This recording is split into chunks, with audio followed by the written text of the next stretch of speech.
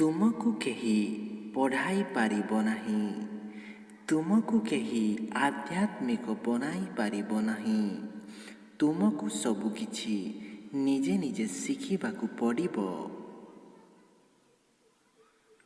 ଜନ୍ମ ପରେ ମୃତ୍ୟୁ ଯେମିତି ନିଶ୍ଚିତ, ଠିକ୍ ସେହିପରି ମୃତ୍ୟୁ ପରେ ଜନ୍ମ ମଧ୍ୟ ନିଶ୍ଚିତ। ତେଣୁ ଯାହା ଲେଖା ଅଛି ସେଥିପ୍ରତି ଦୁଃଖିତ ହେବା ଉଚିତ ନୁହେଁ। ମନୁଷ୍ୟ ନିଜର ବିଶ୍ୱାସ ଦ୍ୱାରା ନିର୍ମିତ ହୋଇଥାଏ। ସେ ଯେମିତି ଚିନ୍ତା କରିବ ସେ ସେମିତି ହିଁ ହେବ।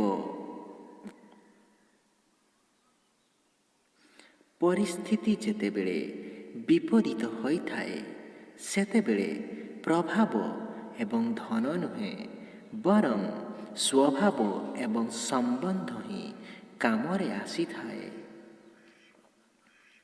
ଆଖି ବନ୍ଦ କଲେ ସଙ୍କଟ ହଟିଯାଏ ନାହିଁ ଏବଂ ସଙ୍କଟ ନ ଆସିଲେ ମଧ୍ୟ ମଣିଷର ଆଖି ଖୋଲେ ନାହିଁ।